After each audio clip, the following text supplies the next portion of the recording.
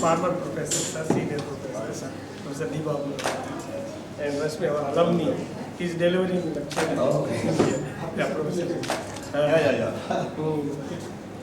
So in the Hydro chief guest, function. I saw your pictures this morning. You have put 25 pictures. I can see that you 20 pictures. You have to count on that. Yes. So it's very particular. And I was. I'm very pleasure to introduce our chief guest university and also bachelors from Usmania University. He is a professional licensed engineer from state of Maryland, United States of America. He is also licensed for design of unlimited floors from Dubai municipality.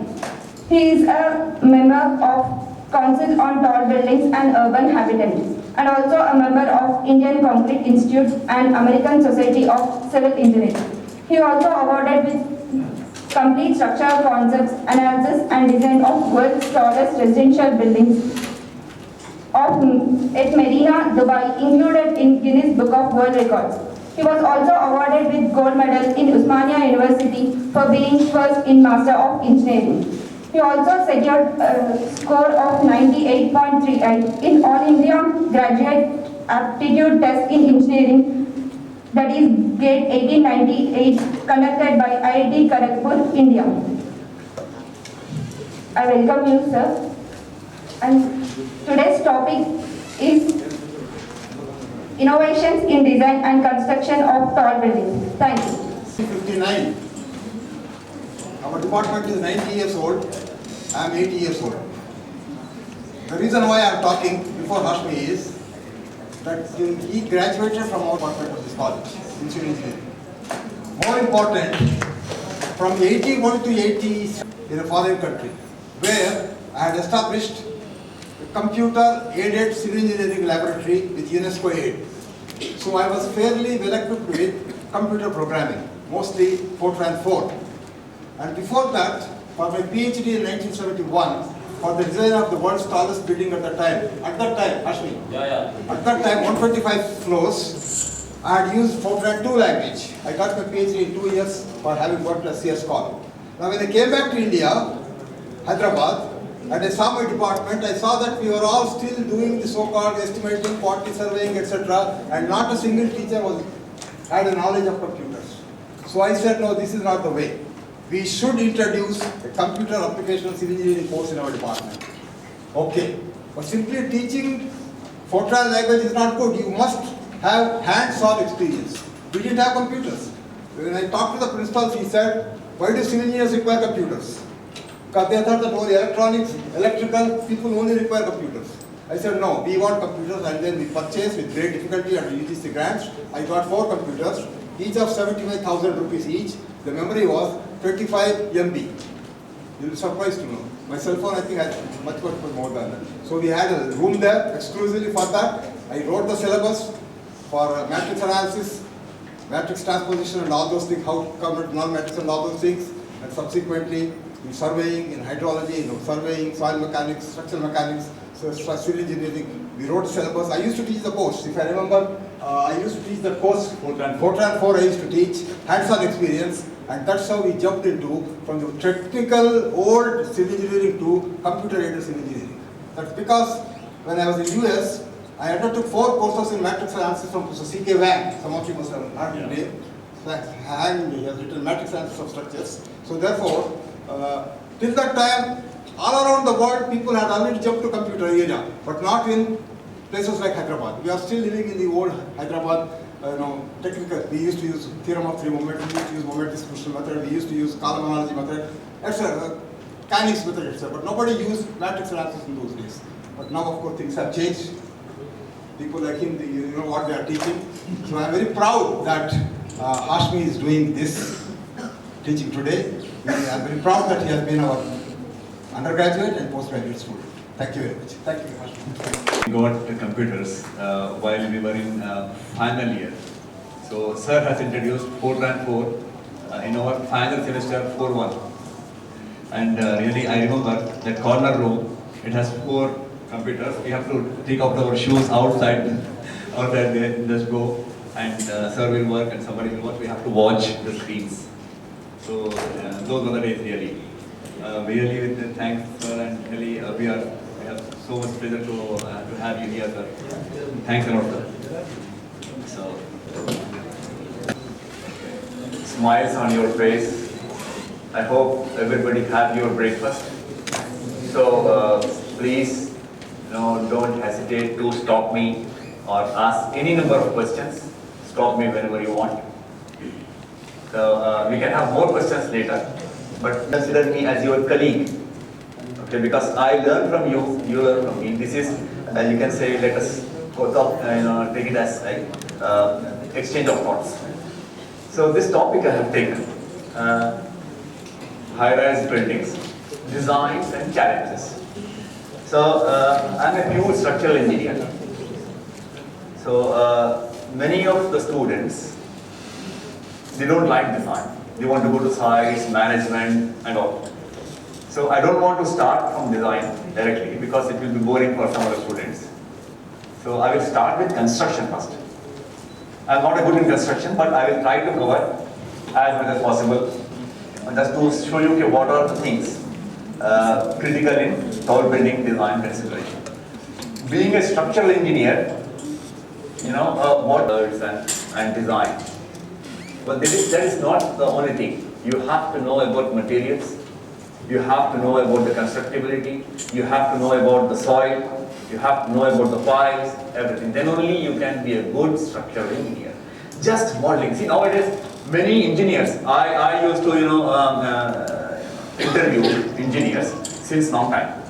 They go and, they come and show the CV that they have done analysis and ETABS and modeling and ETAB and stats. See, all these modeling and other things, they are tools. The basic thing is understanding the behavior of structure. The basic thing, that is the basic. You don't need to be here to master it or to do PhD in structural analysis. All what we use are the basics, fundamentals. So now I'm starting the construction part. Then we'll go to design, the code clauses and other all assumptions. In construction, I will cover few of this. I will give you a brief of few of the tall buildings which I have designed especially, so that gravity resonant columns and beams and slabs, lateral. Yeah, I will start directly from the introduction of buildings what we have designed. This is recently I have started one basement only. Why? Because Bombay has basalt. Excavating basalt and cutting basalt, 45 residential in Thane for a very big potential client. 54 floors and 46 floors. This is in Gurgaon. And please remember, Gurgaon is silty sand up to 60 meters, sir. Up to 60 meters. So it's all RCC, all RCC. We have few buildings with structural steel also, which I am going to cover. So this is a iconic building in Kerala. In Kerala, it's in Calicut. They say it's a tall building. Why? Because Kerala is all flat, and this is standing tall. So based on that, but the challenge was here, it's a 15-foot building, but the challenge was 12-meter cantilever. 12-meter cantilever. Yeah, this is that. You see, verandal girders. That is taking 12 meters of span. This again in Ahmedabad, iconic building again. It's just recently started. All again, almost like silty sand, sir. But we found very dense silty sand, so it is resting on wrap. It has also like about 11, 13. So this was designed by some other consultant, and he has taken, for this cantilever, he has taken trusses, concrete trusses. And the architect was not very happy. Why? Because it's completely facade, all glass. He don't want all these trusses and web members. He wants complete transparency. So he knows that we have designed so many such buildings. Yeah, this is that. You see, this is the column, and this is the verandal that I used to remember. All this red are the moment resisting numbers. A few towers in Dubai. You might have seen this picture, Dubai Marina. That #1 is the tallest residential building. It was. and covered in Guinness Book of World Records, 420 meters tall, designed right from concept to construction by me. And the building adjacent to it is Elite Tower, 96 floors. You know, the good thing is, you know, we have all, this is beach, you see marina. So all these buildings, they are resting on piles, deep piles. These are about more than 30 meters wide, but this building has 6 basements. 6 basements near the beach.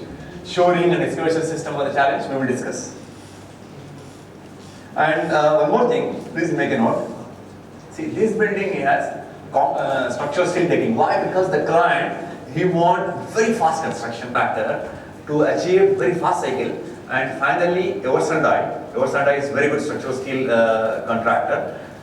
We came up with 3.5 days per slab. Means per week, casting of 2 slabs for this structural steel building. And this building belongs to same owner. Here we have used traditional RCC. Traditional RCC system and slabs PD systems. Slab PD system only to jump. So this again we will discuss in detail. Yeah, this is, you know, a Big Bang. It's a copy of Big Bang. It is a system where I have used tube in tube system, sir. The same Fazlur Rahman's system. It's a simple building, tube in tube, no columns inside. We have a simple core, staircase core and lift core in the center, and all the columns outside. So inside there is no columns, all free. It is designed 2004-5. Yeah. This building is a normal building, you know, like normal building, about 50-55 floor. This is a pure RCC. I will go for because we have 70 slides and just we have about 50 minutes remaining. So this is the challenging building here. You know, this building was designed by some. This is Bombay. This is designed by some local, consultant, structural consultant from Bombay. It was designed for 230 meters only. 2005 or 6, and the construction was stopped in 2010, somewhere here. He got more permission and he wanted to add 10-15 floors above this. And the foundation was casted, the building was casted, columns was casted for up till this point, about 80 meters it was casted. This building was designed for 230 only. He went to consultant, the previous who was designed, previous consultant has given letter that this, you cannot add more floors than this. This building is designed for 230 only. Then he came to us. I was in Bureau Happel, British consultant. So what we have done, we have redesigned all the floors from here to here in structural steel. It was concrete. So concrete with thick beams, if you convert such mass, heavy mass to structural steel decking, beams and 3-inch concrete. So it has saved half the load. We have changed the system to concrete to structural steel. Then we are able to add 270 meters. We have gone from 235 to 270 meters. So this is Nepean Road, and each floor is casting several crores. Several crores. So this also I will cover in more detail. And this is in Delhi. Delhi is severe seismic zone, zone 4. How many of you know the seismic zones? Which is the code for seismic number? 1893. 1893. You see, 1893 in Noida. Again, all it is banks of Yamuna, sir, all sandy, up to 70 meters it's sandy in Dubai. You know, maybe because of few testing methods and very, very poor testing methods, we are not getting any proper capacities of piles here in Noida. And this is a 300-meter tall building in Mumbai, designed by London-based architects called May. This is by 3XN, Copenhagen-based. The beauty here is, this one of the building, half of the building is resting on basalt. And the basalt in Baikala of Mumbai, it has basalt complete profile like this. One of the wing is sitting on basalt, and another wing was sitting. We'll start from excavation. Right? Excavation means, again, you have to just do structural engineers duty. Boring systems and excavations are designed by geotechnical, and of course review and submitted to authorities with structural engineers, and we stand together. And here the systems, I want to show you what systems are recommended for single basements, say if it is sandy soil, not very deep excavations, we go for just I sections, simple I sections, driven. And the good thing is, see, only in India, even in Bombay, sir, we don't have any regulations from authorities, no any regulations from authorities to how to control the excavations. In the excavations, was I-beam, drive I-beam, I sections, H sections, drive I sections, and insert concrete panels or wooden planks in between these two I sections. Can you see these I sections? Any UB or UC, just insert this and insert these planks in between these two. So this is the basic system. And if you have deeper systems, you go for contiguous piles. Piles driven side by side, side by side, side by side. So this is like 2 basements and 3 basements. But for more basements, you see, all diaphragm walls. This was 6 basements, 22 meters excavation near the beach. All concrete walls and anchors. Yeah. Surely, we should have a very close coordination with the geotechnical engineers. We have to ask our geotechnical engineers to restrict the deflections of shoring. Here it is not much controlled by, not at all controlled by authorities. But in Dubai, even any simple crack in the neighbor or crack in the road, because see, this is the excavation near this. And because of the excavation and dewatering, there is cracks in the roads. Dubai municipality will come and stop your construction and impose lakhs of rupees. You can say more than 10 lakh rupees of fines if there is any crack in the neighboring compound wall or on the road. See, such things will happen, sir, because of the deflection of shoring. We need to work very closely with the geotechnical engineers. We need to give them what parameters you want. So this is one system. Another system is the bracing system. See, this is a site very close to see beach again, and lots of construction activities going in the neighbor. We cannot do anchors in the neighbor because everywhere there is neighboring grounds, and the front the road was under construction. So these are the internal bracing. You made the excavation and you put bracing. Big pipes, 1.5 meters or 1.7 meters, the big pipes bracing the two sides so that the shoring will not fall. So these pipes will be designed to take all the forces. But what happened? There were a few anchors somewhere here. You see the leakage. The leakage started one fine night. That within few minutes, less than 10 minutes, the flight was completely flooded from the marina, and the complete site was flooded. Because of this, it was an American. Somewhere soil laying also. Soil laying. So I will cover, I have complete presentation for soil also, for all the systems, but I'm covering all the structural systems also. So just going through this now. Yeah, this is the foundation. This is the foundation design for the Princess Tower, sir. So we have central core and we have columns outside. In between there is no column. Those red are the piles. You see, because piles here have huge capacities. Some of the piles were about 3,500 tons, working, unfactored. Because of that heavy capacities, all the piles were under the column and there was no bending moment. If you have piles here, far away from the column, then you have bending moment. The things we learned from column. And so those days are gone, actually. So O-cell, O-cell is the very, very rare test in India. Hardly people do. So O-cell test. I will talk about O-cell test also. So with this layout, by efficiently working with geotechnical engineers, you will be able to reduce the bending moment of the rack by keeping more number of piles under the column. So no bending moment in the pile cap. If you use smaller piles with lesser capacity, you have to end up with more number of piles. So more number of piles means bigger pile cap, more moment on the pile cap. So you have lots of steel. Here there was no bending moment at all. Why? Because most of the columns, you see, this column has one pile, this column has one pile, this column has one pile. So no bending moment. Column is resting on the pile. Where is the bending moment? If you have 4 or 5 piles, column resting, then you have bending moment. Just like here, you see? Okay. So not only design, I'm telling you, you have to go out of your cubicle, talk to guys, talk to architects, talk to clients, talk to soil engineers, talk to contractors. So this you have to go out of silos. In India, I have seen people working in silos. They will not ask anybody, they just work there, What I have told you, one complete wing of the same building was resting on basalt. Basalt is, basalt aggregates are used in concrete.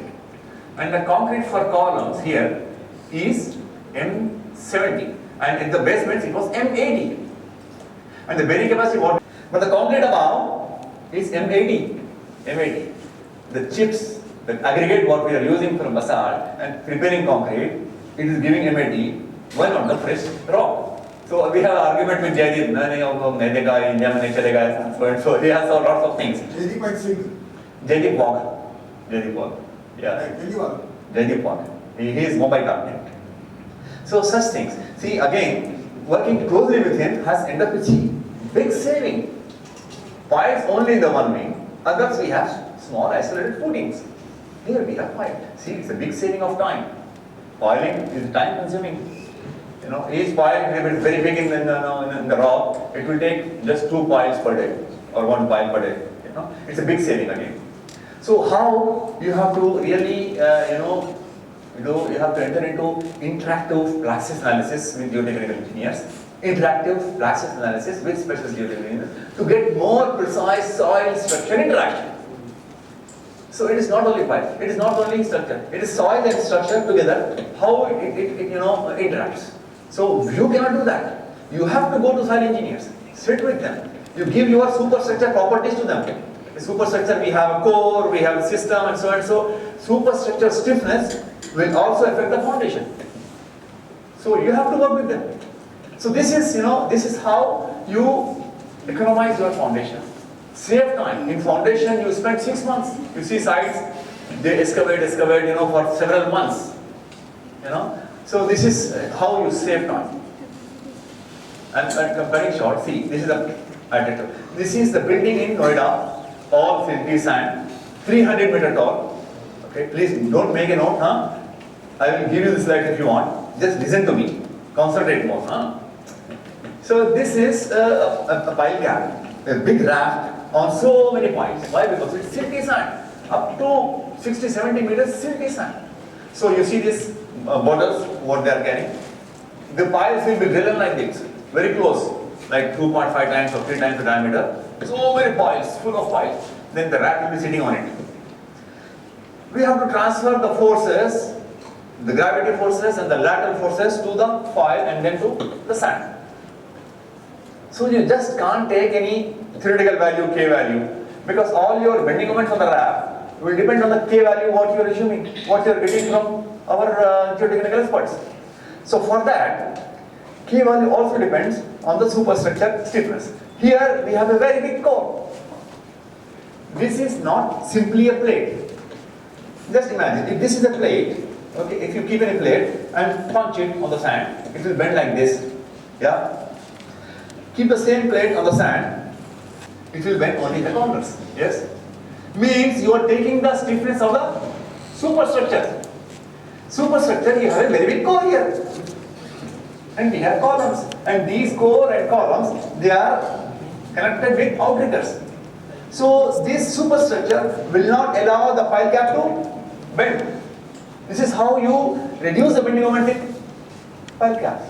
So with that, you will get different values of spring constants. So all these things we'll get from them if you give proper parameters to the experts. Hyderabad we are using 20 kilograms per square centimeter per centimeter. 20. Because our rock is very good. Beautiful rock. Granite. Absolute granite. Yeah. So This is- Amravati we used 5. Yeah. It is citizen from. So we have to get into it. We have to get into details. We have to get into coordination mode. Not just working on models, please. Go out, refer few books, go to experts, sit with them. This is how, the structural engineers, they can deliver good buildings. Not just by modeling and other things. Please go out of modeling mode. And, warning all of you because you are doing masters, right? Just go out of modeling. Modeling is a basic requirement. It's not the only source. It is a tool only. So, You should explain slightly those two top forces coming from the columns with different combinations. With gravity combination loads, with the wind loads, with the wind load here, see it will be compression, tension here. In the core, it will be compression here, tension here. You have to give all these parameters. Okay, core pe, here the core, it is compression here, tension here. This column is compression here, tension here. Give all the combinations to our soil experts, sit with them. They will do the praxis analysis, they will model completely, they will give the superstructure stiffness, pile cap stiffness and pile stiffness, and they will analyze. That's called the praxis analysis. How the Bowles? Bowles book is how you get the bending moments. If you go to Bowles, it will give one value, 40 into SF into QA, that is the spring constant. No. Why? Because pile cap is tilting. It has different compression here and different compression here, different stresses. So we have to get the springs based on the loads, based on the stresses. So we will not get one spring constant. We will get several spring constants. So many. At different zones, we will get different spring constants. Yeah. For wind X, we have different springs here. For wind Y, wind X minus, we have different springs. For every load case, we have to go to them, give us the springs. So use the proper springs, then you see your steel will reduce to half. Thickness will reduce to 70%. This is how we do interactive praxis analysis. It's not only independent. हमने forces दे दिया, दे दो आप. No. It will be 1 or 2 cycles. First we will give him, he will do the analysis, he will give K values. Then again he will put the K values in our system, we do. So it is interactive praxis analysis. You can keep this a topic for your research also. We will cover in detail. And here, we have tested so many number of piles. It is not, we never depend on the theoretical values only. We do actual testing of piles also. As sir said, Osterberg cell. I will go directly to O cell test. Yeah, you see? Very beautiful, sir. I don't know much. We have done in Dubai, and the first time we have tried in Noida, sir. We got this Malaysian Dynamics, soil dynamics company, and really it was, they have done a lot. But in the case, we'll introduce so many, vibrating wire gauges every 1 meter. And we have, you see the blue is the hydraulic jack. Testing what happens, you drive the pipe, concrete, setting, then you put the load, block. Have you seen seen blocks testing of pipes somewhere in the metro? You have seen metro, but you have not really. We don't have pipe testing in Hyderabad. No. It is anchor testing or static load testing? Static load test. See, for static loads, we have to have lots of anchors or cartilage beams. But with this, you don't have to really physically load the pipe. What you are doing, this blue one, you see, it is a hydraulic jack. Hydraulic jack has tremendous pressure. All this dampers, they are hydraulic. Shock absorber of your car is hydraulic, small hydraulic jacks. So this jack has tubes, hydraulic tubes. You see, this vibrating and you arrange. See, these are the wires. Pile is full of wires and tubes. This hydraulic tube goes out, hydraulic control. And after casting the pile, you will, put pressure from here up. You don't see anything on the ground. Ground is empty. You see, nothing on the ground, no load, nothing. Some platform and measuring gauges. With this one, with this loading, you load from here and you measure all the deflections and deformations in all these gauges here on the ground. We are sitting here, all these wires are taken up in the lab, in the side office, we measured everything. So this is how we get the actual end bearing capacity and the friction resistance of the pile, and then we again revise the pile capacities. In that case, you can optimize the pile design. So the pile capacity was 3,500 tons. We have loaded up to 5,000 tons. Hydraulic jack failed. Still the deflections were much under limits, sir. Even at 5,000 tons. So with this, these are a few methods of pile testing. So I will see because I have to go to superstructures also. We are in short of time. I will talk about concrete. See, concrete. How many of you have done maximum grade of concrete? How many of you have seen MAT? MAT? Have you MAT, what you will do? You will add super plasticizers. This is how you study, like engineering chemistry in first year. polymers and others. We use polymers and we use, viscosity enhancers to get more strength, not by just by adding cement. It is by reducing water cement ratios. See, you see this black all, it's not very clear. This is the foundation for the 100-story building. It's about a 3.2 meter thick raft. All this was poured with 1, 2, 3, 4, 5, 6 and 6 pumps back. 12 pumps, day and night, about 36 hours, complete raft was poured. This cannot happen in India, but you check the cubes only and you check slum penetration. Okay. Water penetration, water absorption. To control these, we have to have good mix design. So it is not only ACI. I can use the number ACI for GDBS and fly ash. Okay, that covers very good, and BS 8500 for mix designs. As with the code, American code doesn't, recommends. Fine. What is gravity system? Gravity system means this is slab. So how you decide? You will go to PD slab or you will go to hollow core slab or structural steel. Why? Because client want to hand out the building within few months or within a year. Here with this, we have added so many floors, saved several crores to the client. So, opting the gravity system, you have to understand what spans, what thickness you will go. What spans, where you will go with steel. So for that, I strongly recommend you to keep ACI 318 on your table always. ACI 318 along with BS 8110. Keep ACI 318. ACI 318 has very good detailed chapter on thumb rules to give the thickness, approximate thickness. So for single, for continuous span, for discontinuous span, for end span, with beams, without beams, with drop, without drops. This table is missing in Indian standards. IS 456 is, of course, is not very detailed, but the problem what I have seen is IS has copied few bits from BS 8110, few things from ACI 318. So please keep ACI 18, which is the mother of all the boards, on your table, please. ACI 318, if you want to be a good structural engineer, with its commentary. ACI 318 and BS 8110 also. Here the spans were long, 10 to 11 meters, single span, concrete, impossible. So, for speed, we have gone for structural steel decking. You see, the contractor was working on 3 different floors. In fact, the cores and columns were going up, 10-15 floors, and the columns were following up.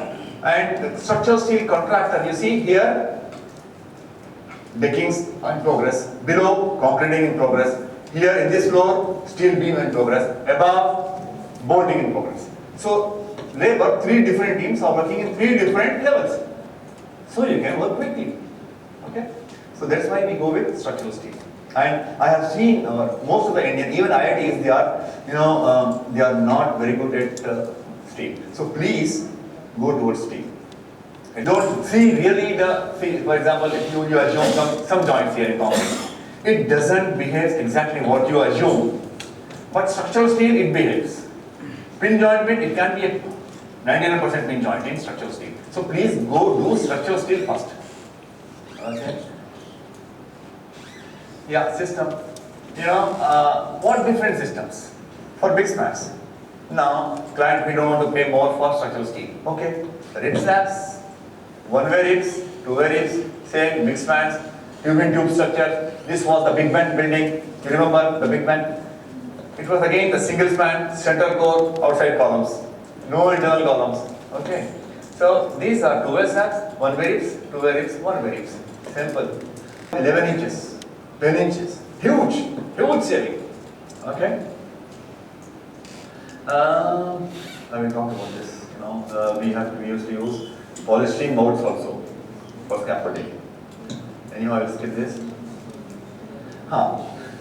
There in Australia and in Dubai and other cities, concrete. You remember the flexure diagram? Yes. Compression, and tension. Tension by steel neutralizes. Neutralizes means the concrete, the material is not utilized. Not utilized.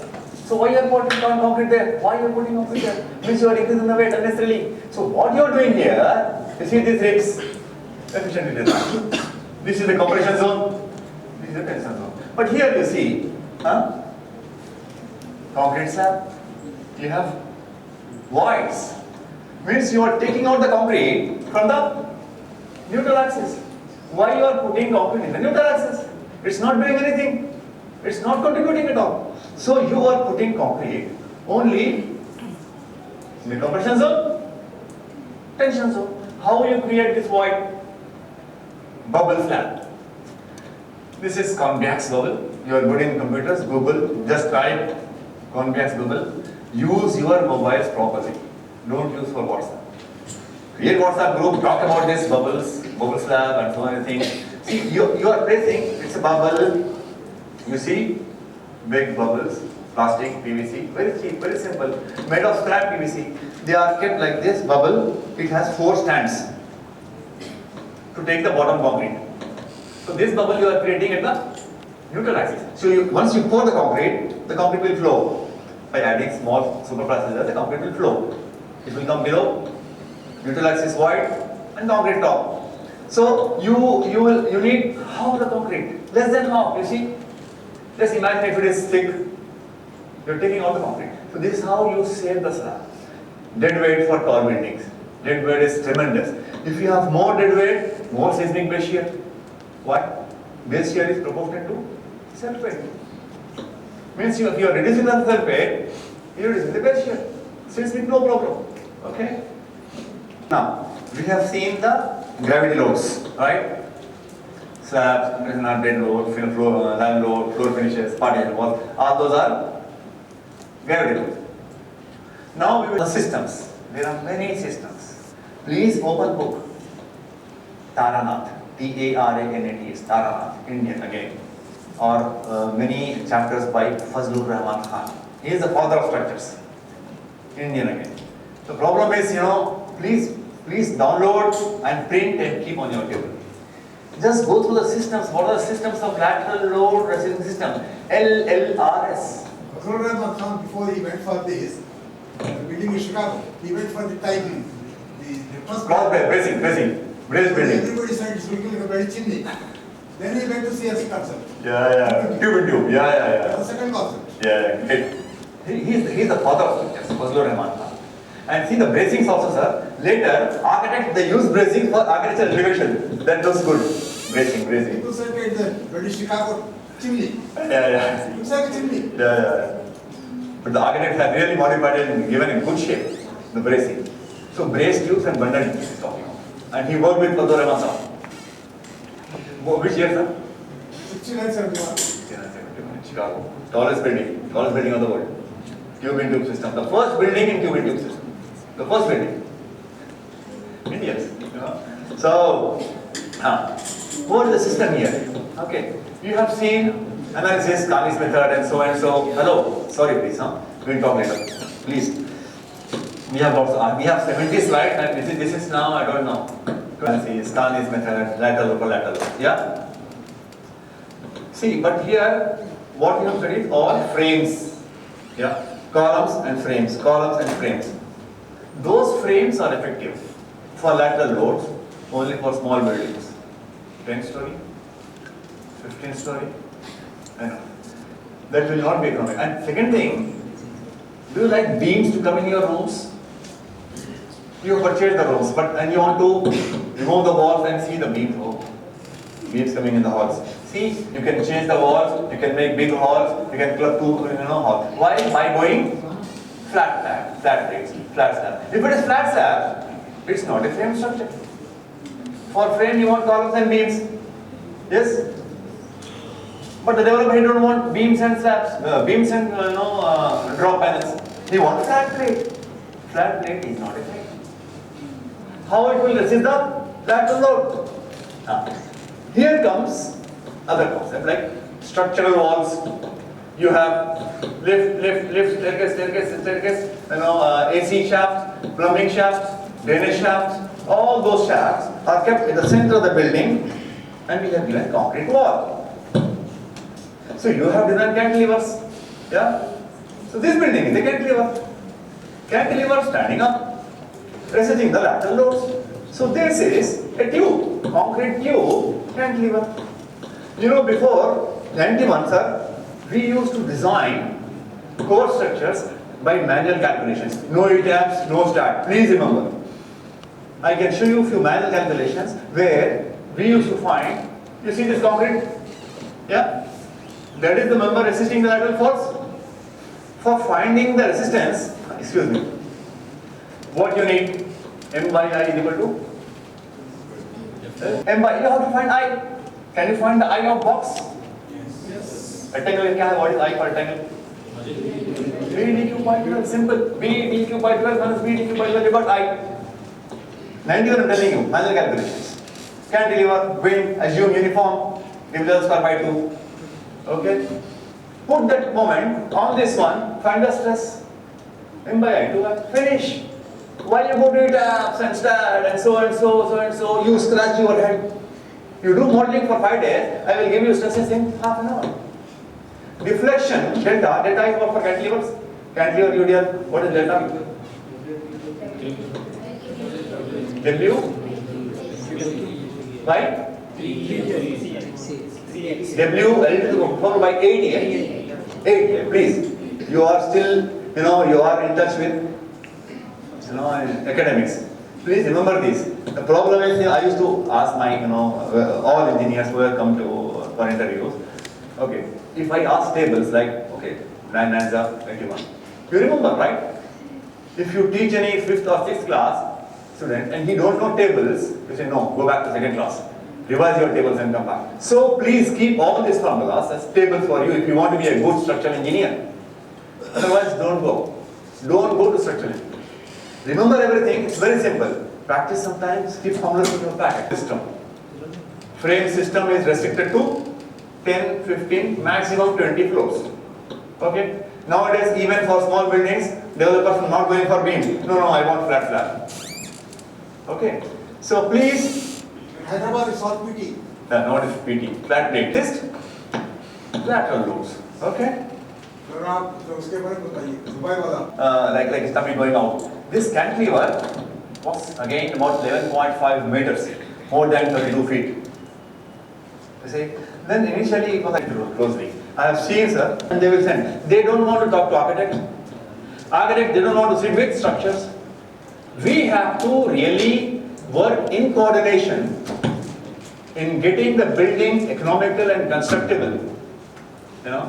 This much cantilever, 30 feet. Some of the designs they have there, every floor they have cantilever. Just imagine what I have done. You see, inclined columns. You have done mechanics. First year, frames like this, components, yeah. So just by discussing with the architect, come and, talk on table, can we have inclined columns?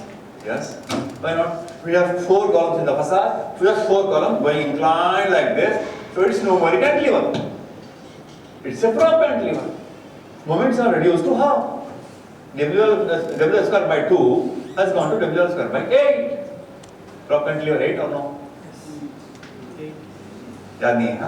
Prop cantilever. We have changed the gravity system and we have used that flowing to resist the moment also. It has become a frame. Yeah?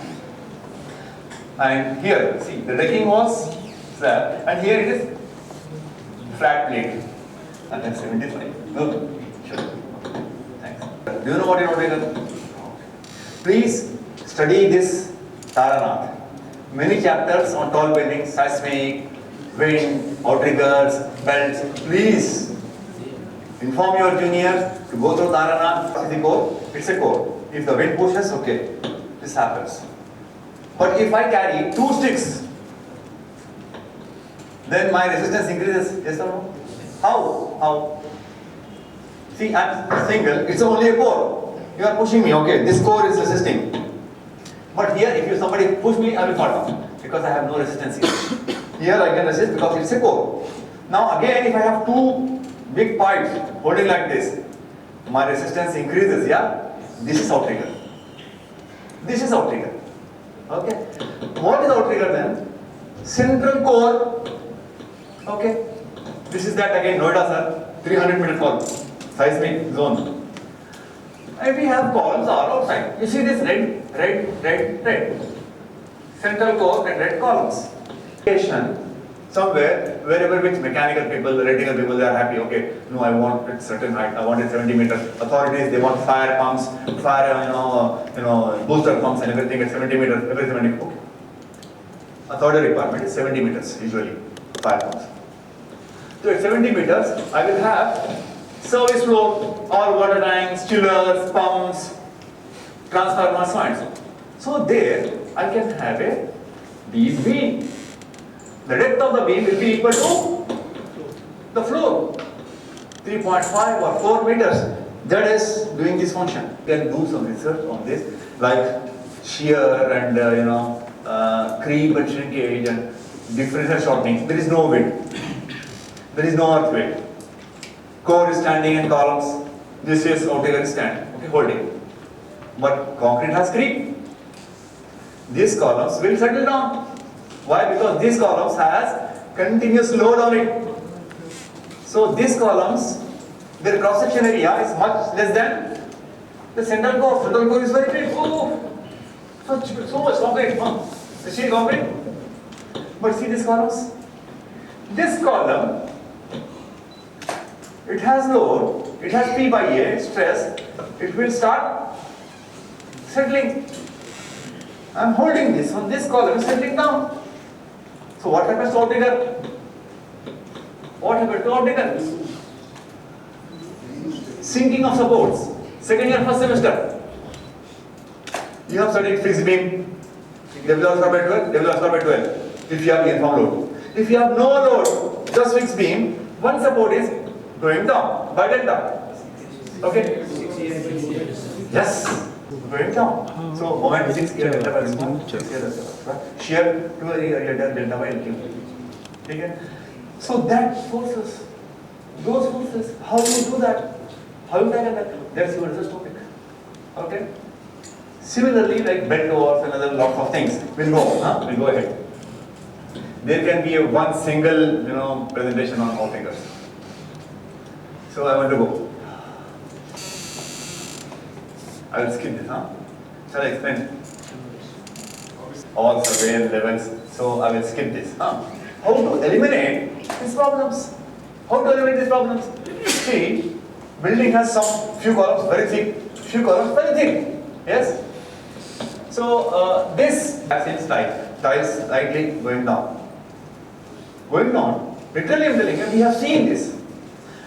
Why? Because of differential orbital shortening. Core is settling down, yes. Column is settling down more. Because of differential shortening, this problem comes. So how to simply take care of this problem? Simply, without doing anything. What the problem? Keep P by A, the direct stress, same. Because delta is proportional to delta is PL by AE. Yeah? So if you keep stress in all the elements P by A almost same, then delta will also be same. If delta is same, no problem for differential shortening. This is how we do. And now see, this is the building. Again, that is third rock. This pink is the central core, which is resisting the lateral force. That's why it's so thick and so on and so forth. But for gravity walls, these blue are the columns that resist only the gravity walls. But in computer model, if you put all these cores and these blue walls and everything, you will get lateral moment on every element. Yes or no? Yes. But that will be in proportionate to their stiffnesses. Yeah? It will get, but it is very less, very less. You see, B dq by 12. Suppose say for example this is 10 meters. 10 cube is 1000. Suppose say this column is 1 meter. 1 cube is 1. So the stiffness is 1000 times less. 1000 times. So don't worry. Don't worry. So this, the problem is here, here, the columns which are very close to the core, they have a problem of axial shortening. Why? Because the try to equate. It is very near to the. Then the axial shortening of column and the core will be around the similar figures. You will eliminate the problem of differential axial shortening. Again, differential axial shortening can be a research topic. Differential axial shortening, please remember, is very important. And see, this problem is not here. Why? You select the formula 6 EI by L square. This problem is too much when the columns are close to the core, because L is, suppose say L is 2 or 1 meter, 1 cube is 1, 6 EI delta by L square. If it is far away, 8 meters or 10 meters, 10 cube is 1000, 6 EI delta by L square, the moments are reduced 1000 times. So if the columns are far away from the core, the effects of differential shortening are minimum. So always please remember, our few of the structural engineers, what they do, they get the architectural plans and they put columns everywhere. This is wrong. Please keep your columns away from the core. Why? To reduce the secondary effects of axial shortening. Fine. And why? You cannot avoid here. Why? Because it's a void here. So I have to put a column here. But you can tackle it by providing more area. By keeping P by A level same. Then the problem of different shortening is gone. Yeah? Sir, you will listen. See the core, it's very big core. And we have columns outside. The core is not going to settle or settle few millimeters, but the columns outside, this will settle more. So you will get differential movement in times, yeah, and in partition walls. So you have to give what we do all creep shrinkage analysis, find out how much the settlement of these columns, and we will ask the contractor to cast these columns more. Once they settle, they will come flat. This is called super elevation. Super elevation of peripheral columns. This is also a research topic again. See again, Banke Taranath, it has one chapter for super elevations and given all Excel sheets, very simple, and construction loads. Okay? You know, gain strength and you take out a petty and go up. This is a traditional form. Jump forms. It is a complete form connected together with trusses or something with hydraulic jacks at some few points. These hydraulic jacks will be inserted in the core. Okay. You will cast, and you know, as per code, you can remove the sides of the columns in one day. You will cast the core. With these jacks, you push the form up. Second layer, the form is up. The complete form is up. This is called jump form. You see this building from the top view? Just the last beam building. So simple. In one form, all tied together with trusses and few hydraulic jacks. Jack here, jack here, jack here, jack here. All jacks will be operated by one person at one point. The jump form goes up. And few series of columns. These few columns has one jump. So the building is jumping. Building is jumping. And this core will go continuously. Today you have casted, second day jump, third day you will cast, third day suppose reinforcement, fourth day casting. Means every fourth day you are casting one floor, but not slabs. Your core is going ahead. Core is gone at 14, 15 floors. Columns are falling up. How you cast the slabs? The central core, you have slabs, no? So you have to put some steel for the slabs. You put pull-out bars. You know what the reinforcement for slabs? Flat slabs. 10 mm at 200 or 8 mm at 200. You will put inside the core. When you remove the form, you will pull the bars out. You will pull the bars out. Okay? These are not pull-out bars. For pull-out, bend inside this plate, boxes, GI boxes, something. You pull out bars inside, within the form will you will cast and jump and go ahead. So once the other team, slabs team, when they come, they will scratch it, take the bars out, put the form and cast. No need to drill the bars. These are called pull-out bars. So this will give a better monolithic models. So we have few issues with this also, which we really need to understand the behavior of slab when it changes by monolithic and pull-out bars. There are few different theories of formation of plastic hinges. You can take this as also as a research topic. These points, pockets, black pockets. This blanket pocket for jumps, and somewhere there are small, see this? These are the plates, insert plates. The building, the code is going up. The second team which is coming, this team is coming, we will scratch, we will see the plate, bring the beam, weld it. Very fast. This way we have achieved 3.5 days per slab. Per week, 2 slabs. Is it not good? Yeah. Tall building, this is 100-story building, 420 meters. The acceleration of top floor, what is this? You will have problem only with when it starts, when it takes off, because it has acceleration. The building is moving now. This has a period of oscillation about more than 8 seconds. So when it goes, it has some acceleration. So human comfort criteria, there are many criteria. There is no code covering this. Human comfort criteria of vibration of buildings. Okay. They have certain limits. They say residential buildings should not have more than 18 milli-G for human comfort criteria. It is covered only in Council of Tall Buildings, CTBUH, and Indian code. It is not there in any other code. Now we have included in IS 16700 Indian Tall Building Code. And it is only the guideline. It all leaves up to you. So here, the acceleration was exceeding the limits.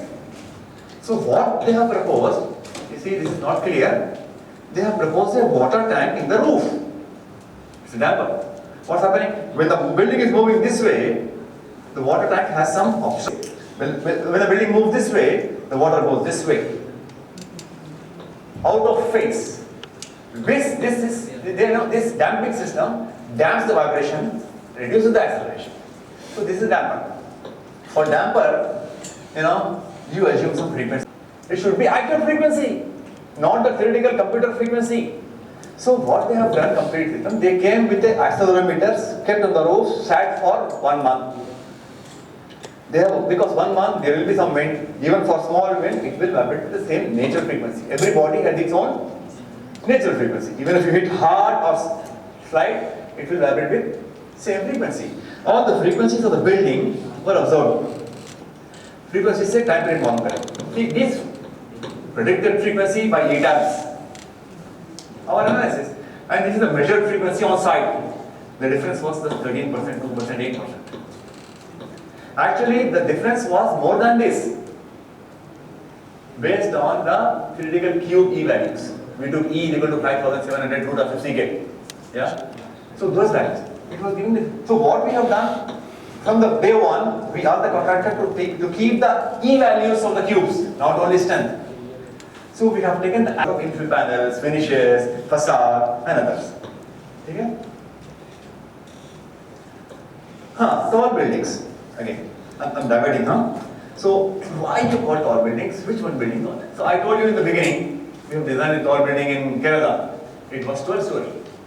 For Kerala, you see all it's a open country, all small ground plus 1, ground plus 2 buildings. If you have a 12-story building, it will be tower. It was a CBK tower in Kerala.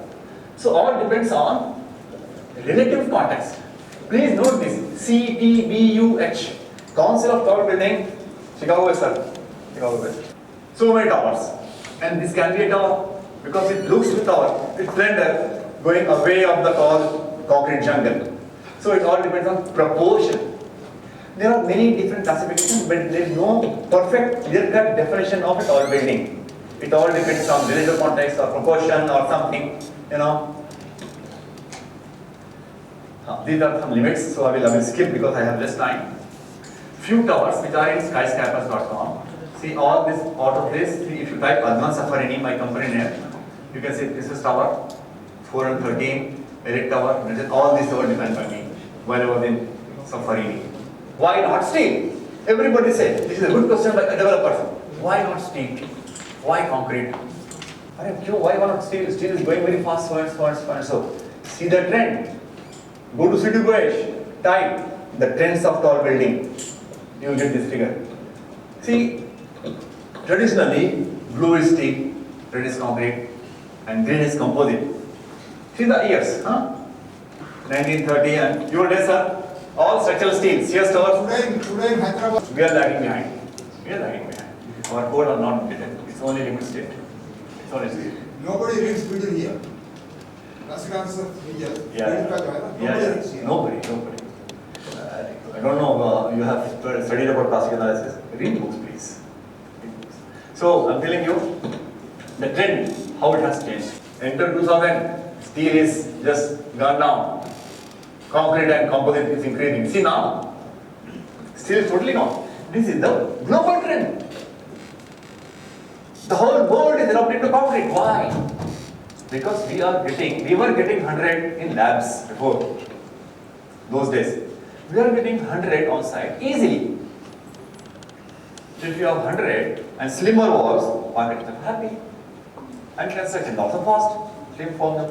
Burj Khalifa, 825 meters. It's a concrete building, pure concrete building, no structural section up to 600 meters. Above 600 meters, it is structural steel. 600 to 825 meters. And they are able to pump the concrete up to 600 meters with 2 boosters. Pump concrete. That is the reason why this is a trend. You see, steel is limited to 10 to 15%. Why? Because steel will have a beam. The depth of the beam will be span by 20. What is span? 10 meters, say. 10 meters by 20 is how much? 500. 500 millimeters depth of the beam. And then topping sheet and 150. Total how much? 650. PD slab again can be 320. So why waste the space? Steel beam. And additional thing, you have to do fireproofing coat. Additional cost. Very expensive. Vermiculite, intumescence, cementation sprays for fireproofing. Concrete is fireproof. 2 or 4 hours depending on your cover. But still is not. Fazlur Rahman Khan designed the steel. Mark Finter, you see many papers of Fazlur Rahman. Please, those 2 books, if you want to be a good structuralist, it has to be on your table, not in your mobile, not in your computer. Please print, keep hard copies on your table. This is a problem. You know, I have in my mobile, I have in system. This is a problem. So this is the trend. All North America, South America. Now it's our turn. See, Asian countries. Before it all North America. Up to 93rd. Now you see, all is study. Improve your basics. You don't need any masters and PhDs, please. You know, improve your basics. Second year, first semester, 2-1 and 3-1 is enough. Just 2 years structures. Make it strong. I'm going further. Yes, solid, super tall. See what you want. If you want to be a good structural engineer, most of the engineers, 99%, they come say, okay, I am very good in modeling, very good in taps. This will mislead you. Whatever put you would, garbage, double garbage. What you're doing, what you're inputting, fixed elements or like rigid joints or flexible joint. When you will release, important. If you release, the depth of the building goes to by 4%. Sorry, 4 times, 6 times. When you will release, tall building code, you know what is tall building code? 16700. Please print out, keep on your table. It's a new, it has come first launched 2016. Tall building code, Indian 16. It has given some cracking parameters. Before that, Indian codes has no any cracking parameters. We used to do all these people, this part in Indian consultant, gross sections B and D, Dala, Dalia. But concrete beams are cracked. We don't utilize this. You don't take the concrete. So you have to crack the section. 16700 code, it covers all the cracking parameters. Beams 0.7 crack, slabs 0.25 crack. So those tables are there in 16700. Before, it were not there in any of the Indian code except in appendices. Okay. So this is where it's going to aggregate, going to cement, going to plasticizers, going to water cement ratios, how it behaves, so and so and so. Then I have codes, all the codes. I'm telling you, keep ACI, I'm going fast, huh? Yeah. Last one, this is last slide, okay? I want you, if you want to be a good structural engineer, you have to don't work in silos. Go out, go beyond, sit with architects, sit with geotechnical engineers. Then off-site, we hardly go to sites. From first year, I used to come by train, sir. First year, I have seen a big Cajun there on Dabirpura station. Cajun in first year. I used to stand and see, but the train comes. Cajun and well foundations there and all bridge here. I used to stand there. But Dabirpura station, yeah. Dabirpura bridge. So you should get the feeling of site, construction, management, how you manage things, constructability, you can construct it or not. Okay, cost implication, contracts, documentations, and you have to be a team player. Not only you are an expert in ETAPs and you are expert in codes, you are working alone, it's useless. You have to come out of your silo. One more slide, I will keep it for next.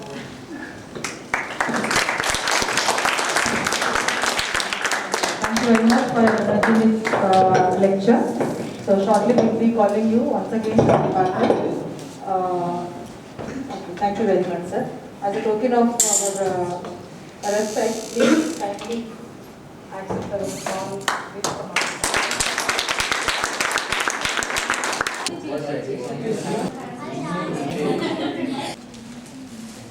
For this international symposium on recent advances in engineering, conducted by the Alumni Association as well as our engineering college. Today we have with us Engineer Mohammad Ziauddin, Chief Engineer, GHMC. Sir did his undergraduation from same college, Usmania University in 1984, and post-graduation in 1986, and was awarded gold medal in MA Structural Engineering from OU. He is presently working as Chief Engineer in the Municipal Corporation, Project Director for APURMS project, a World Bank project for urban reforms in municipal services. Earlier, he worked for about 19 years in GHMC. As a head of quality control division in GHMC, he was responsible for introducing several quality control reforms. He was awarded Telugu Uttam Seva Patram in November 2003 with the state government for his outstanding service. Now, I welcome Sir to present his lecture on sustainable urban transport, metro rail for livable cities. Please, sir. Please come.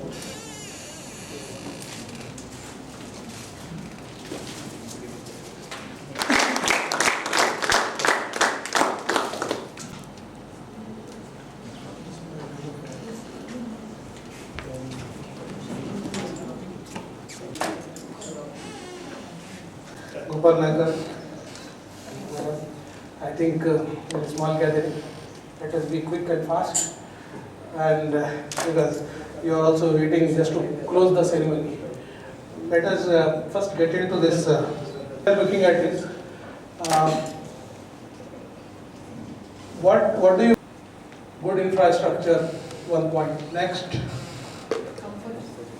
Comfort. Comfort for what? Should have very good connectivity, right? Then it should have very good infra, what you have said. Then it should have the key to make a city livable. Infrastructure is good, very good, but what is the throughput of the road? That is more important.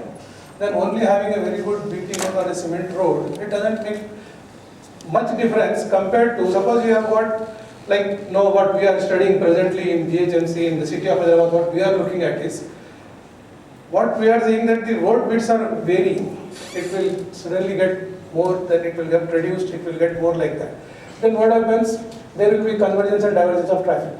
People will, 4 lane will become 2 lane, again 2 lane will become 3 lanes, then like that.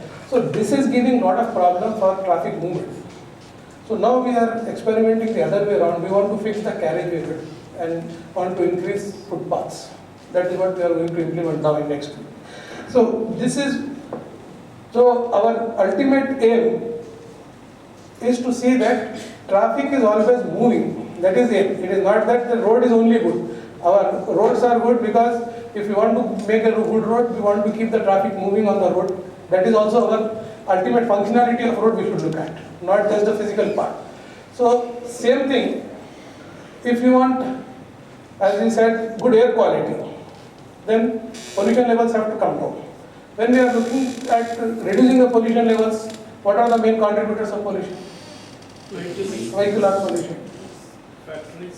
Factories, then what we are looking at for the city to make it livable, it will not happen in a day. We have to work parameter wise, one by one. So in this way, one of the parameters to make the city livable is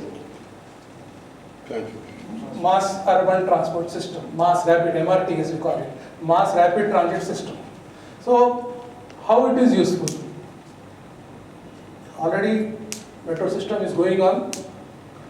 I was associated from the beginning also for this metro rail.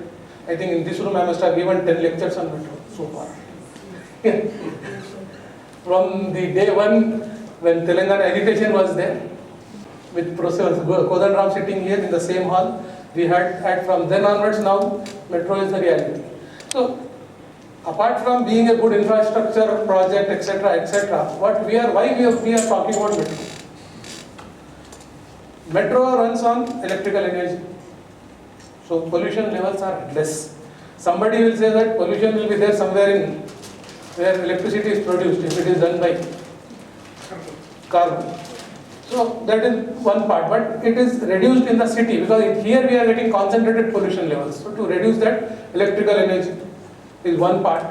Second thing is the Hyderabad city, particularly Hyderabad city, is lacking in good public transport. We don't have reliability on public transport. Why do we use a public transport? If it is reliable, only we get into it. Suppose you go to a bus stop, you don't know when the bus is going to come. Why should you use that system? Because you will try to go on your two-wheeler or go with a pooling cab or something. Same thing happens with any public transport system if it is not reliable. So metro has got reliability of timings. How? Because it is a dedicated system. There is no interference, no signals, no cross that jams or dharnas on the roads. That has nothing to do with metro. Generally, except technical isn't, nothing will happen. So the dependability on the system is very important. That is why if we want people to shift to public transport, we have to see that system should be efficient than the personalized system. If you are using a personalized vehicle, that system, the system of metro should be better than that. Then only you will shift to that. For example, before metro, a lot of youngsters, they used to commute from Uppal to high-tech city on two-wheelers. You know the pollution levels in the city, you know the journey, travel time, the speed, all these things will add to their back pains. Now they are happily going from this part. Same thing is happening to people moving from LB Nagar. LB Nagar to Miapur or LB Nagar to high-tech city. It has become very easy with the metro system. And long distance travel with a comfortable way and dependable travel. These are the three things which we are looking at. So now let us get into actually we are looking at. The whole government of India is focusing towards shift of our thinking. The thinking shift is we have to think about people. It is not about the infra. Infra is also for people. So infra can be how to improve the life of a person. So that is why the shift is on the other side. And cities have to be made livable. Why so many fellows are coming to Hyderabad? Tech that will be available at that side. And they are very, very comfortable with the city system. Why? Because we have very good safety norms, safety. The second part is acceptability of the people in Hyderabad. We don't have that type of mentality that people from other places should not come. We are open to everybody. Third, if these two things will not be sufficient. They should have comfort of living. When they come to their places, they are working somewhere in IT sector. When they come back to their home, they should feel comfortable. So comfortable from every angle. Good drinking water should be there. You should have proper sewerage system. You should have proper dependable power supply. Then, of course, road infra. Then, of course, you can add on nightlife, etc., etc. So, to have this, what avoid? Avoid means reducing the need to travel. We should travel only when it is required. We need not travel unless we have CBDs in different areas. We call it as commercial business districts. Now, city of Hyderabad, earlier, I don't know whether you people must be not knowing, Hyderabad had central business district only at Abbots. Then it shifted to Punjab Gupta. Like that. Now, you go to any corner of the city, there is a business hub at that location. People are not interested to travel to other places. High-tech city fellows, they are not at all required to come to even Punjab Gupta or Amirpet or that, because everything is available there. So creation of central business districts, we have to have. So people of Abbots, they are happy with Abbots only. People of Dilsukh Nagar, they are happy with that area. People of Hapsigoda, they are happy that everything is available. Whatever you want, everything is available here. So like that, that is how we are reducing the need to travel. So this goes into the planning part of the city. Next, reducing the average number of passenger trips. What is this passenger trips? We always talk in terms of transportation on passenger trips. It has nothing to do with vehicle. It has nothing to do with kilometers. How many passenger trips means one person moving by any mode of transport, but trip, one trip going is one trip, coming back is another trip. You may go for a small distance, you may go for a bigger distance. That is it. So that is passenger trips we have to reduce. So this is also one of the way of doing that. Then next is reducing the average trip length. Now you can understand, if we have small clusters of like central business districts, we can reduce that also. And land use planning. Land use planning is another important aspect where we need to have residential area separately, commercial area separately, then like SEZs, they are all supposed to be spaced properly with proper dose of all these things so that people need not travel for longer distances. Then TOD, transit oriented development. This is basically when you go for a transit system, we should have to have a approach of going for transit oriented development. Transit is nothing but our metro system. Any metro system is transit system. So transit oriented development means what we did in Hyderabad Metro Rail project. We have identified all the 72-kilometer route, number of stations, 66 stations. On those stations, we have identified the like a influence area, which is about 0.5 kilometer circles. And a study was given to IIT Kharagpur. So they did all this overlapping of areas and identified the localities which will be affected in this metro system. There, what we have done is we have relaxed the norms of planning. You may be aware or may not be aware. The issue is in when you want to construct anything, local body will have some norms of construction. You can't construct 100 floors wherever you like. So everywhere it is, some regulations will be there. So these regulations we have relaxed in around the areas near the metro system by making it multi-use zone. Like there will be zonal regulations in HMDA planning, master plan. In that what happens, some area is called commercial area.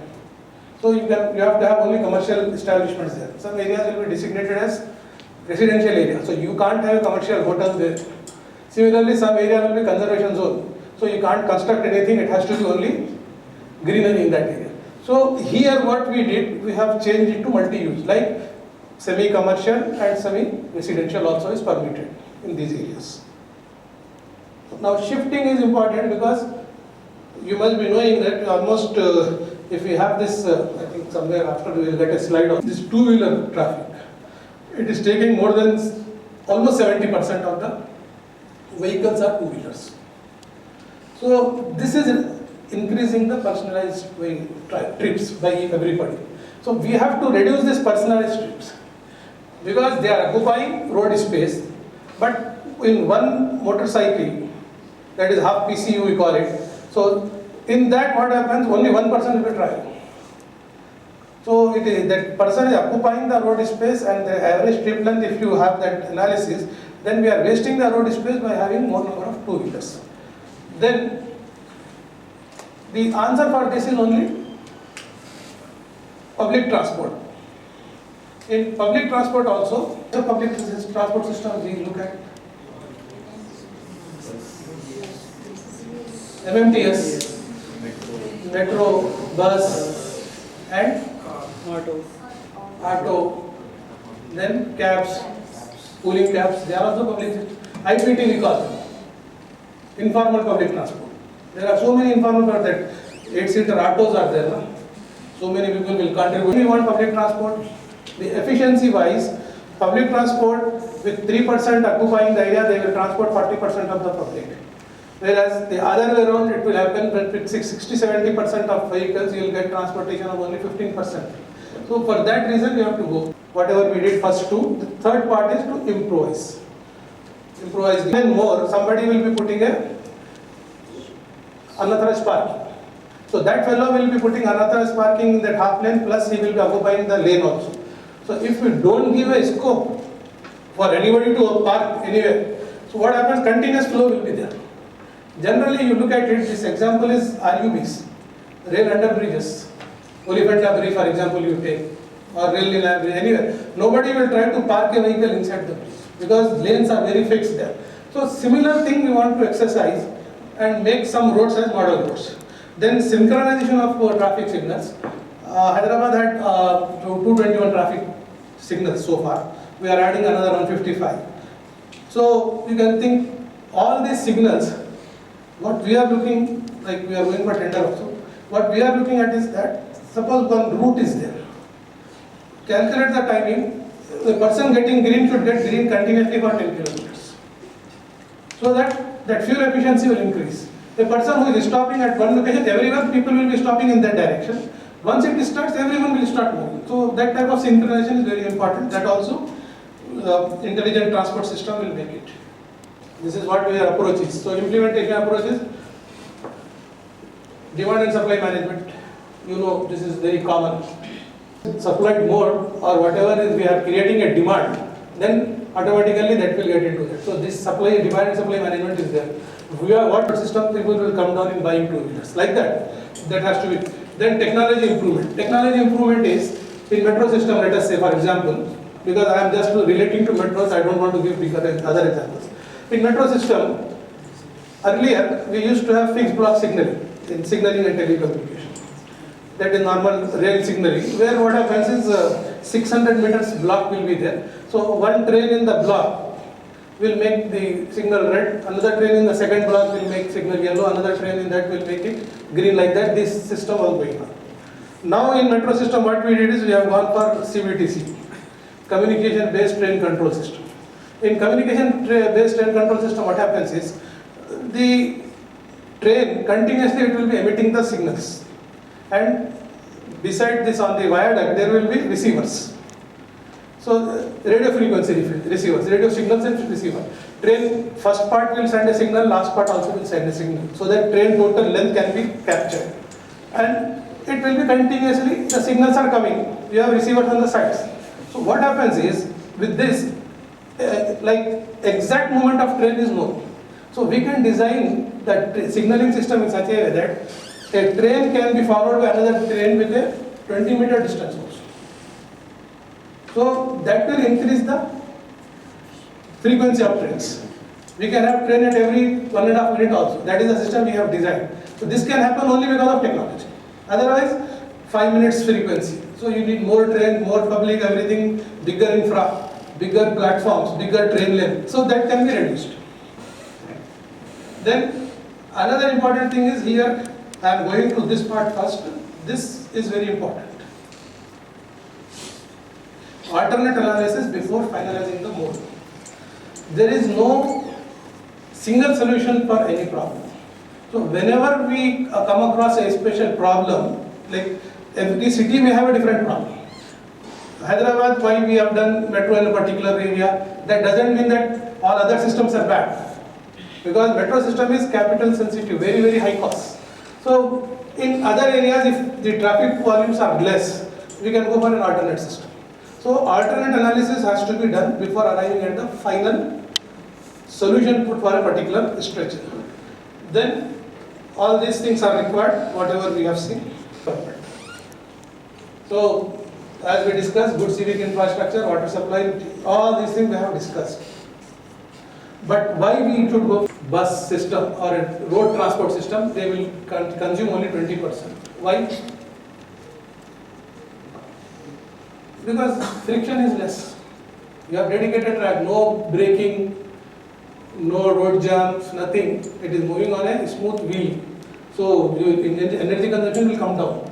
Second thing, another important thing is that is it has got regenerative braking system. Okay, what happens is when we look at on a motorcycle or something, if you try to press the brake pad, that is you want to decelerate. In metro system, what happens is instead of decelerating, the energy, whatever braking energy will be there, it will start dynamo, another dynamo. So the energy will be shifted to the regeneration of the energy. So what happens? The electrical energy will be transferred back to the system again. So almost 33% regeneration is possible. So instead of just putting braking pad, we are putting a motor, let us say. So instead of stopping the system, we are converting that energy to another system. Another dynamo will be there. Energy will go into that immediately. So that regenerative system is also there. Then, like it has got one rail line equal to 7 bus lanes. So you can imagine the efficiency. It is self-sufficient. Then you please understand third and fourth points.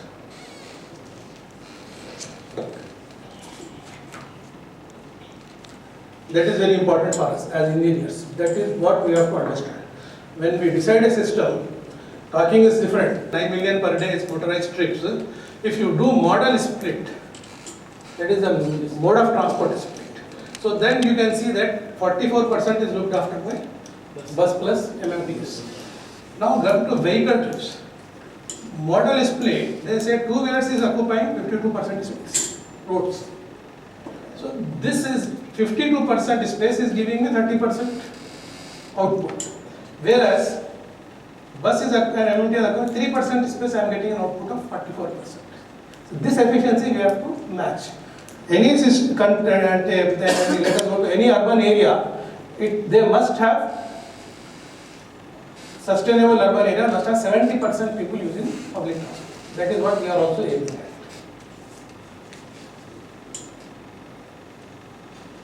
This is our vehicular density. It is going on adding and adding. You can see two-wheelers we may be using, but what I am saying is, as engineers, as planners, we should look at two-wheelers, how to avoid usage of two-wheelers on main roads. This is our system.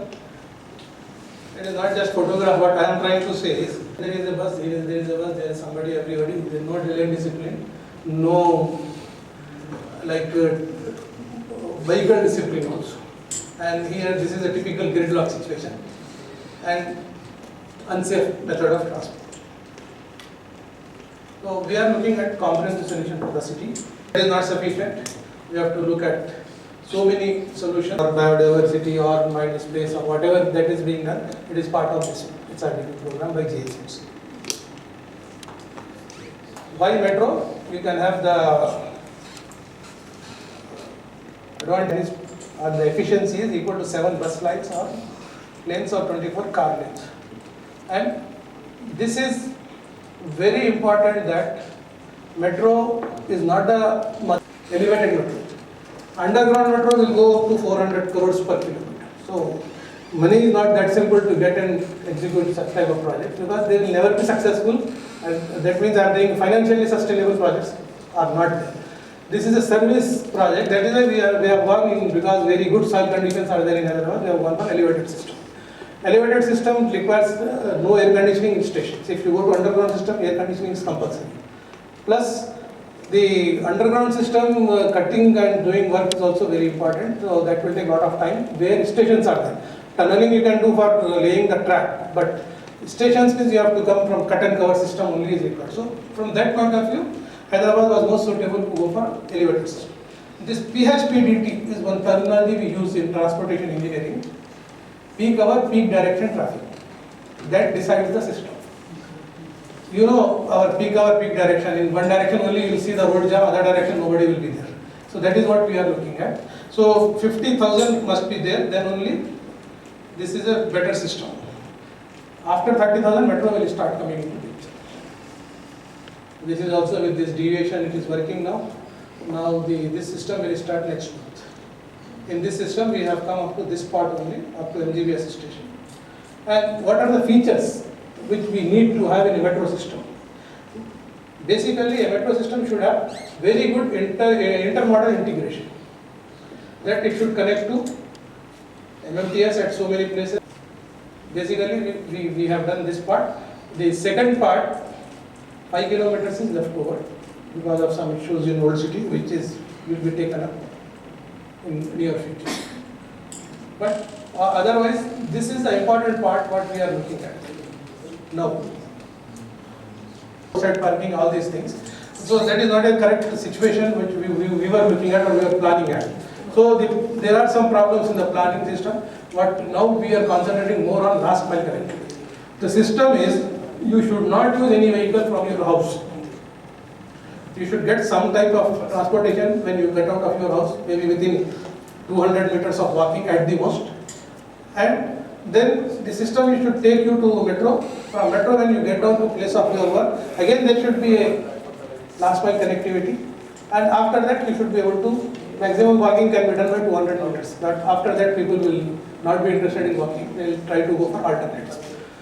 So this system, we are looking at by like whatever we have done in metro also, wide footpaths, walkable footpaths we have created. That is first point. Second point is now this is under progress. We are looking at going for an electrical system, electrical vehicles. This 8-seater type of vehicles, or depending on the catchment area, 8 to 20-seater. These vehicles will be moving in a like a loop.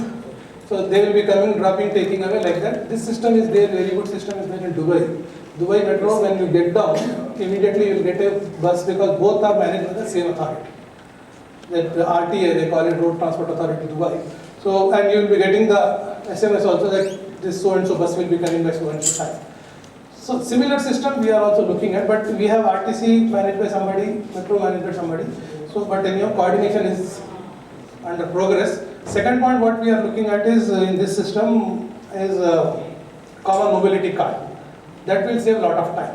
If you have some preloaded card, even in this IPT or whatever is that last mile transport, there also you have to just go get into that card system. Same card will be used in metro also, or can be used elsewhere also, even in parking. Or 72 kilometers, 71.16 basically. But the cost was approved by the bankers at 14,100, 2,000 crores more have been approved by bankers. So this particular project is taken up in PPP mode. PPP is public-private partnership. Public-private partnership will be putting his money and he will be getting back. It is just like toll road, we can say. Any toll road, that fellow will be putting the money and he will be taking back the toll. So same thing is here, but what happens when we go for tender, we know that this project will not be viable, so there will be one-time funding given to that fellow. That is called viability gap funding, VGF. So that gap funding or viability gap funding is only, the tender quote will be on that only. Whoever quotes minimum viability gap funding, that fellow will be given the tender. So L&T has quoted 1458 crore as a VGF required. So based on that, they got it. Others, Reliance and one more person, they have quoted some 20-30%, so they did not get it. Plus, we have spent about 3,000 crores for land acquisition, shifting of unit, because these things were in the scope of public partner. You see, in PPP what happens, the responsibilities will be distributed. These responsibilities private partner cannot do. Acquisition of land, it is a government job. The shifting of utilities, again government utilities will be there, a lot of fighting will happen, so government has to step in. And relief and rehabilitation, nobody will hear to a private fellow, so that is why we have done all this part. Whereas, they are good in designing, they are good in efficiency, management, all those things, so we have left designing to them. what we did is one of the document along with concession agreement was manual for specification and standards. In that, we said we want performance-oriented specifications instead of design-oriented specifications. For example, air conditioning, if we allow, say, you will say, I need 10 tons air condition, 5 tons or 2 tons, whatever it is. We said, no, we don't need this part. I need 23 degrees centigrade temperature inside the cabin. You provide whatever type of air conditioner you provide, we are not interested. Performance, you should show us that it is 23 degrees whenever we check. Like that, there are many performance indicators. So we said designing is left to you, you get anything. And if you are getting a new design which is not available, we said that design shall be in place at least in operation in 2 years at least.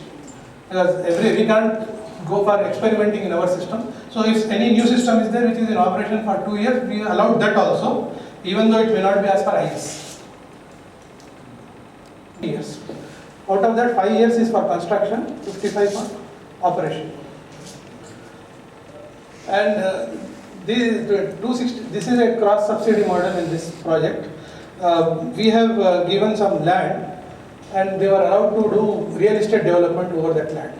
216 acres of land is given. Out of this, 212 acres of land is given for depots and 57 acres is given for roadside parking and circulation areas. So these are basically very high value properties, but they are all government lands. It was given only for development, not as on ownership basis. It is only lease. After 60 years, that has to come back to government along with the assets created on that. But they can use the lease rentals of this property development for cross-subsidizing the 5% from advertisement. So that is how they are getting the revenue model of that. So this project will get break even after 7-8 years only. Until that, it will be in the loss. Already it is there, anybody can see from anywhere. But just since we are discussing the system, we call it as, this is gate. So escalators and this is there. Normally these platforms, the platform on rail shall not be more than 50. You design whatever way you design, we are not interested. Less polluting flood stations because we don't have any air conditioning in this part. So only to reduce pollution levels and energy also, consumption and B of compass level, whatever it is. How many of you have traveled West Metro? No, but any of try for experience. As engineer, we should always try out all nonsense there, whatever is required. You should see whether the AFC's gates are working or not. You should try without putting that can you go. Then what will happen? And take ticket of 3 station, go to 4th station and get down, see what happens. Nobody has done that? Do it, then you will understand what the security fellow will do. Now, why I am saying all this is, when you go to a different country, language problem will be there, you will not be understanding. Like I had problem with Bangkok. We visited, and incidentally our hotel was just next to the metro station. So we did not count the number of stations we went to. We got down. While coming back, I have taken a ticket for, I thought it was 2 stations. But it happened to me. It is not opening, card is going and coming, but the gate is not opening, the exit gate. Then that security fellow came. He said, no sir, you have less paid and you cannot get down here. So then what to do? And he said, you give me the money, I will get you another ticket. So he has got another ticket. That ticket we have put it. It may be a little costlier, but we should try. And another smart way of seeing the system, you know, take 2 station ticket. 1 station from 1 to X to Y. You go whole system up to Miyapur, come back, then you get down at that system.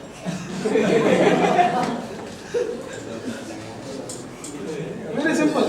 And as long as you are not, let us have the integration strategy of public transport system. PTS is nothing but public transport system. So, and 2-wheeler parking facilities created that we are not interested. Person should come by walk or by some. We are looking at densification of corridors. Normally, if you look at master planning of any urban city, that will be expansion of city. But now when metro systems come, we look at densification of that area, so that more people will be living in the area near to the metro system. So I think we have discussed this part. Here only one thing I am looking at is this part. This is the like the experience of Delhi. Even in Hyderabad, this experience is happening. I don't know how many of you, from where you are using the system, I don't know. Hyderabad, the most traffic high density corridor is your, yes, which corridor? Basically LB Nagar, Miyapur. So after LB Nagar station, you don't have a space in the train. So you are getting into it. And actually the metro system is designed to decongest the core city routes. But by the time train comes to the core city, where is the space to get in also? Door will open and close, nobody can get inside because people are already sitting in the system. So this type of problem is started with Delhi. When Delhi Metro was inaugurated, etc., whenever there was no traffic relief in the central Delhi area, wherever actually we have high pollution levels, etc. Even now that problem is there. They are trying to work it out. So there was an analysis done by World Bank on that. So what is said is that if you go for longer distance of corridor, it becomes suburban corridor. Suburban systems are not metro systems, they are normal rail systems can be there. Otherwise what happens, the traffic of suburbs, they will be using metro system. So the whole purpose of metro system will be defeated. So for that the solution is split reversal. The split reversal means train will come back, let us say from Amirpet only. And instead of coming from LB Nagar, we can put a split reversal at Amirpet, so that at Amirpet you will get an empty train. People will come into that. So that type of facility is created. We have at 3-4 locations also this type of facility we have created. So that when system is even now system is not saturated, lot of space is there. When system gets saturated, this split reversal is required. So that the people in the congested core area of the city, they should be able to use the system. So that facility also we have planned. How metro will be useful in reduction in carbon emissions. That is what we are looking at. Another per year loss to nation in Hyderabad only. 600 crores loss is happening to public, we can say. We are using more of petrol, we are using more of diesel, everything because you have a congested road and junctions are congested. For this we have to, if the infra we require, that infra has to be compensated by this way, that we are saving 600 crores of the nation if we go for a better infra. Okay, I think last one, thank you. Now I am open for questions. I have seen that in night times after the closing of All lights where? in metro stations. Stations. No, that is because some work will be going on. System is in initial stages. Afterwards it will be, as you said, it will be only minimum lighting with security. That is what we look at. And sir, many people from LB Nagar, like if they wanted to go to Secunderabad, there are many buses available in the road. And many people, like, common mentality is that why should we stop at Nagol and get on the metro station instead So which way? Via Nagol. via Nagol? Okay. So that route is also so easy route for buses. So why is there any plan for increasing from Nagol to LB Nagar? Yeah. In phase 2, we are looking at connecting Nagol to LB Nagar, then for Vanasthalipuram airport. That is already there. 100 Birds and the environment, no, sir, like the radiation levels. No, low frequency radioactive, they will not disturb anyone. See, all policemen will have a small radio signaling. Yes. How does it affect anybody? Low frequency. Because they are hard. So 5 meters receiving will be low frequency, because once it receives, then it is connected by wire. On the viaduct, the receivers, they are connected by wire. So it will not be harmful radiations. That particular system, it has got very good advantages. It has 300% redundancy. In CBTC, if you want to, somebody wants to hit a train, wants to hit the train in the front by breaking a signal, it cannot happen in that system because automatic emergency brakes will be applied. In simple terminology, this signaling, because this is a very good electronic subject, it is basically train will be talking to the system on the side of the track. Moving train will be continuously talking to that fellow, which is the system on the side. So these two fellows, when they are talking, the train will hear whatever the fellow on the side is saying. Side which I am saying the signaling system, which is from the control room. So that whatever that fellow is giving information, this train will be hearing. Suppose we want to have a collision, it cannot happen because train will automatically apply brakes and it will stop at itself. That is why in ATP or automatic train, because you have VOB, we call vehicle onboard equipment, VOB we say. So the train, this equipment is on the train and the signaling system, they will be talking to each other very well. Suppose their talking fails, let us say some problem happens, then this VOB, it will bring down the speed of train to 20 km. It will be very difficult to hit a train by going with the automatic signaling system in place. Okay, if you are removing automatic signaling system, then you can hit another train.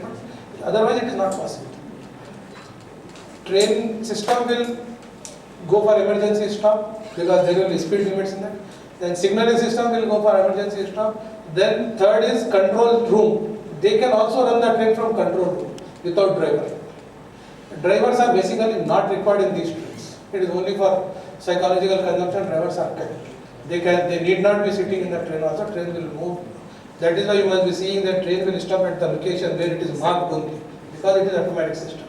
And once basically these drivers are only to close the doors, mirror or that camera, whether anybody is stuck into that. Otherwise, they are only sitting for just closing the doors.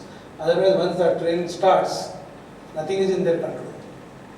Because it is not possible to run the train with that precision by a driver mode. It is only by automatic mode it can be.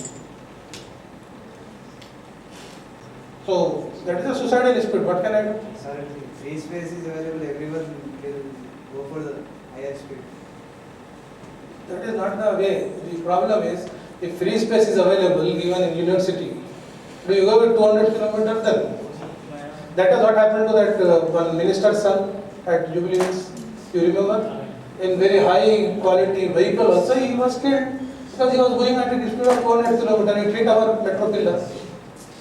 So you see, somebody not following another thing. What I am saying is, do you think vehicles have not fallen from PVR so far? They have fallen. You know, again, we engineers are supposed to decide the speed limit. One of the professor, CRRI scientist, Dr. T.S. Reddy, he was saying that our systems, they can take care of small mistakes by the drivers, but it cannot take blunders. So, suppose you are 40, we have designed, you go with 60, it will take care. But 40 ki 150, 104 bits, nobody can take care of that. So, even though now we are putting calming measures, that probabilistic, that will become more problematic for others. Normal drivers, that will become unnecessarily a headache to move with that. Every time you will be getting that bumps. That is also not good. But our media, you know, they can make everything. Sir, recently Bengaluru has adopted. So BRTS system has got some limitations.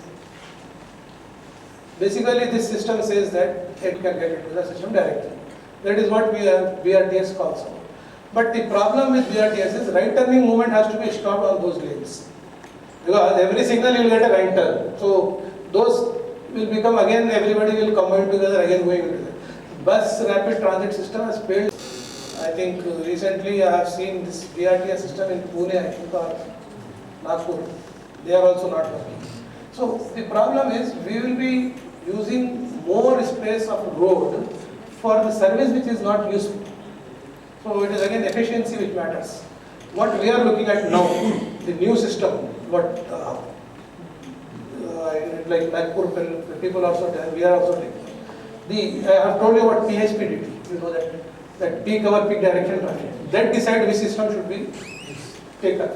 So PRTS can be used for will become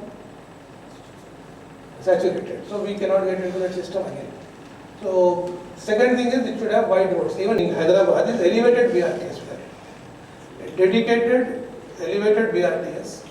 Because most of the cost in metro system goes to signaling, electrification, and the coach. The metro coach will be very costly. So to reduce this cost, what we are looking at is we are going for elevated bus rapid transit system. So where it will be an elevated track, like elevated deck slab. Over that, two vehicles will be going, tired vehicles. So for that there is some another improvement which has taken up. The electrification will be there on the top.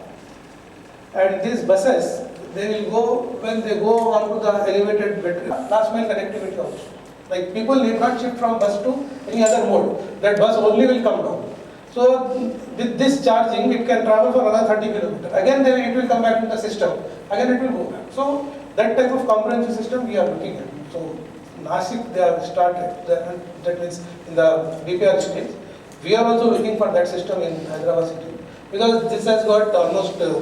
It is coming to almost, I think, 75 crores per kilometer, whereas metro is 250.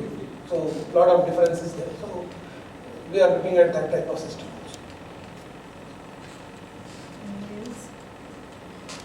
For urban cities. So thank you for taking your precious time and being with us for this session. Now I request our head of the department, Professor Gopal Nayak, and also Professor Rashika sir, to give upon the memento as a token of respect to sir.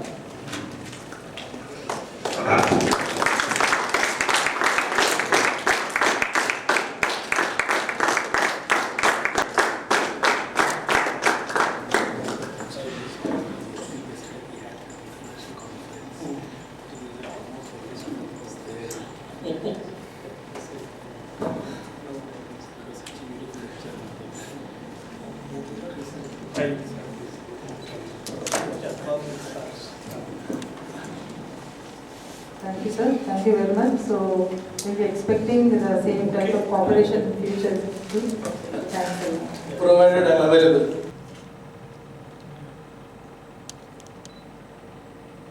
One more.